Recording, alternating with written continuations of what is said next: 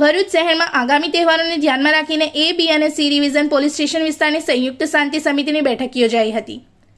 DYSP C કે પટેલની અધ્યક્ષતામાં ભરૂચ શહેર એ ડિવિઝન પોલીસ સ્ટેશન ખાતે આ બેઠક યોજાઈ હતી, જેમાં શહેરના વિવિધ વિસ્તારોમાંથી શાંતિ સમિતિના સભ્યો, સમાજના આગેવાનો અને એ ડિવિઝનના PI Denish Christian, B division PI Mayur Rathod અને C division PI NR Chaudhary ઉપસ્થિત રહ્યા હતા।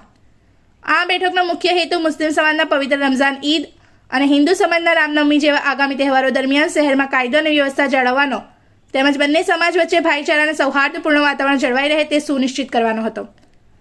બેઠક દરમિયાન ડીવાયએસપી સી કે પટેલે ઉપસ્થિત આગેવાનોને સંબોધતા તહેવારો દરમિયાન કોઈપણ પ્રકારની અફવા, ગેરસમજ કે ઉશ્કેરણીજનક પ્રવૃત્તિઓથી દૂર રહેવા જણાવ્યું હતું।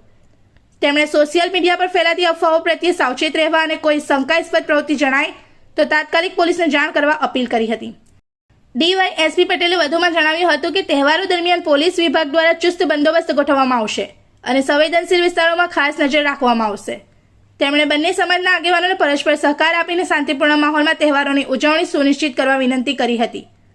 બેઠકમાં હાજર શાંતિ સમિતિના સભ્યોએ પોલીસ વિભાગને પૂર્ણ સહકાર આપવાની ખાતરી આપી હતી। તેમણે શહેરમાં શાંતિ, એકતા અને ભાઈચારાનું વાતાવરણ જળવાઈ રહે તે માટે પોતાની પ્રતિબદ્ધતા વ્યક્ત કરી હતી।